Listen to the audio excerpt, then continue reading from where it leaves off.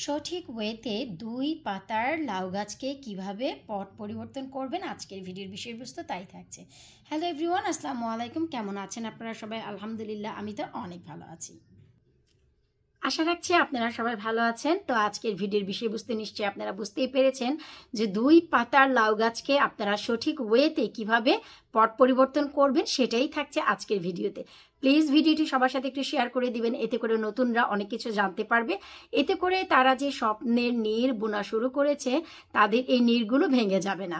আর যদি সঠিকভাবে আপনারা গাছগুলো পরিবর্তন না করেন ওরে আল্লাহ পরিবর্তন না করেন, তাহলে দেখা গেল কি গাছগুলো ট্রান্সফার করা মাত্রই স্ট্রেসে চলে যাবে, মরে যাবে, গোড়া থেকে পচে যাবে, যেটা অনেকের সাথেই ঘটে। তো চলেন কথা না বাড়িয়ে আমরা চলে যাচ্ছি সরাসরি মূল ভিডিওতে। সবার শুরুতে দেখাচ্ছি আজ হচ্ছে আমি পরিবর্তন করব বড় লাউ, যেটা হচ্ছে 2024-এ আমার বাগানের শোভা দিয়েছে বড় লাউটি। তো এই হচ্ছে বড় লাউ, এটা আমি ট্রান্সফার করব একবারে। আমি অনেকগুলো এই যে দেখেন চারা করে নিয়েছি। এখন হচ্ছে এই পর্যায়ে যদি ট্রান্সফার করে দিই, শিকড় বেশি হয়নি, হট্টগোল হবে না, গাছের কোনো ক্ষতি হবে না, ট্রাস্ট মি। আর আপনারা যে ওয়েতে পরিবর্তন করবেন, এই যে দেখেন আমি হচ্ছে 9 ইঞ্চির পট নিয়েছি এই যে। এবং যেই জিনিসটি মোস্ট ইম্পর্টেন্ট, ঘরে যদি হরেক রকম লাউয়ের চাষ করেন অবশ্যই পটের গায়ে গায়ে শুরুতেই লিখে রাখবেন এটা কোন লাউ। এবং একদিন একই ধরনের লাউ আপনারা ট্রান্সফার করবেন যারা নতুন। আর যারা পুরানো অনেক অভিজ্ঞ তারা জানেন কিভাবে মেনটেন করতে হয়। তো এই যে দেখেন প্রত্যেকটি পটে আমি শুরুতেই কম্পোস্ট দিয়েছি, দিয়ে তারপর এখানে অ্যাপসম সল্ট দিয়ে দিয়েছি খুবই সামান্য করে। যদি আপনারা গোনেন তাহলে এই ক্রিস্টালগুলো গুনতে পারবেন। প্রতিটি পটে 10 থেকে 12টির বেশি কিন্তু যায়নি। এই যে দেখেন 10 থেকে 12টি, 15-20টি টুকরো পর্যন্ত আপনারা ব্যবহার করতে পারবেন, কোনো সমস্যা নেই। 9 ইঞ্চির পটে 1/4 টিস্পুন পর্যন্ত অ্যাপসম সল্ট ব্যবহার করা খুবই জরুরি জরুরি জরুরি।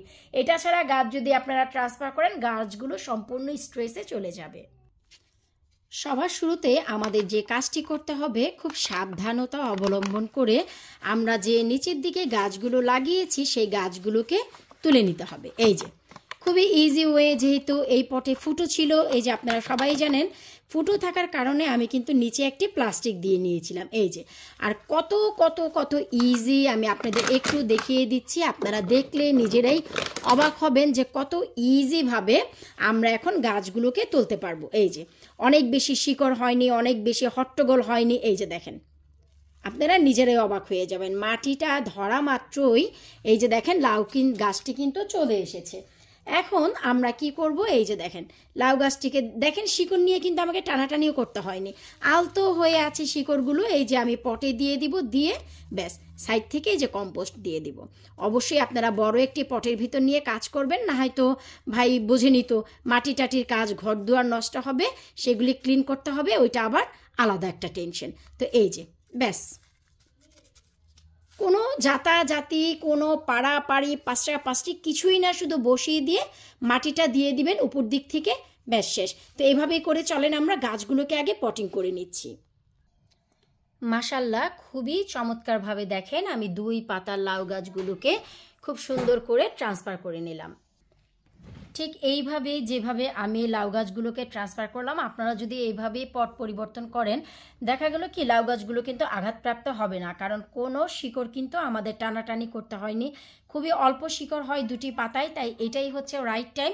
আর যদি মনে করেন যে না আপনারা বড় হলে ট্রান্সফার করতে পারেন, কোনো সমস্যা নেই, কিন্তু পদ্ধতি কিন্তু সেমই থাকবে। যখনই পট পরিবর্তন করবেন অবশ্যই অবশ্যই কিন্তু আপনারা অ্যাপসম সল্টই ব্যবহার করবেন। এখন হচ্ছে আমি বরাবরই যে খাদ্যটি দিই সেটা হচ্ছে এই যে দেখেন দিয়ে দিচ্ছি অল্প অল্প করে প্রত্যেকটি পটে। আমি এখানে কিন্তু ডাল ধোয়ার পানি দিচ্ছি, ডাল আর চাল ধোয়ার পানি। ঠিক এইভাবে, অনেক বেশি দিতে হবে না কারণ ছোট গাছ, অল্পতেই যথেষ্ট। সবগুলো পটে সমতালে আমি চাল ডাল ধোয়ার পানি দিয়ে দিয়েছি, জাস্ট হালকা কিছুটা শাওয়ার, বুঝতেই পারবেন আপনারা যারা গাছটি লাগাবেন যে ছোট বাচ্চাকে যদি পট ভরে দুধ দেন তারা কিন্তু খেতে পারবে না, খুবই সামান্য তাদের খোরাক। তো ঠিক সেভাবেই আপনাদেরকে খাদ্যটিও মেনটেন করতে হবে। ভিডিওতে থাকলে আপনারা নিজেরাই বুঝতে পারবেন যে কখন কোন পর্যায়ে কোন খাবারটি আপনারা ব্যবহার করবেন। ভিডিওটি ভালো লাগলে অবশ্যই শেয়ার করবেন। তাছাড়া এগুলো তো লাইভ প্লান্ট লাভলি ভিউয়ার্সের জন্য রেডি করা হচ্ছে। আপনাদের যাদের ভালো মানের বীজের প্রয়োজন হয়, এই যে দেখেন এগুলো হচ্ছে আমার নিজের বাগানের বীজ 2024-এর। অবশ্যই labunikitchen.co.uk সেখানে একবার ঘুরে দেখে আসবেন। সেখানে আপনারা দেশীয় সব ধরনের ভালো মানের আমার নিজের হাতের বীজ আপনারা পেয়ে যাবেন। খুবই অল্প সংখ্যক রয়েছে আমার স্টকে। যাদের প্রয়োজন হয় ঝটপট করে কিন্তু নিয়ে নিতে পারেন। কারণ হচ্ছে যদি ভালো মানের গাছ চান, ভালো মানের ফলন চান, ভালো মানের চারা চান, অবশ্যই আপনাদের ভালো মানের বীজের প্রয়োজন। অবশ্যই একবার ওয়েবসাইটে ঘুরে দেখে আসবেন, এইটুকু গ্যারান্টি, নিরাশ হবেন না।